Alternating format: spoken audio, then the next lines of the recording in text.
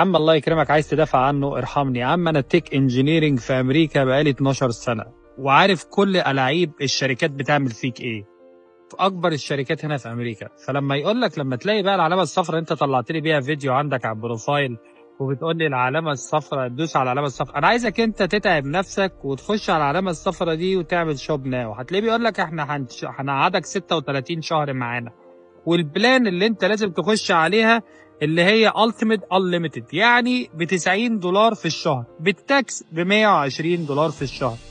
انهي تليفون فري بقى هنا؟ هو اشتغلك وحطك في حته ان انت تدفع له $120 في الشهر وبياخد منك حق التليفون بس بالطريقه، ولما تيجي تجيب ورا وتقول انتوا الشبكه بتاعتكم وحشه هيقول لك ادفع لنا حق التليفون. طلعت لي فيديو بتقول لي انا جديد في امريكا. يا عم انا جديد في امريكا، انا عايزك تبعت لي. انت بتقول لي انا بعت لك على الخاص وانت ما شفتش الرساله، انا مش هشوف رساله غير واحده. قول لي بعت لي عنوانك عشان هبعت لك 16 برو ماكس فري، وانت عيش حياتك بقى مع الشركات. انت قلت فري،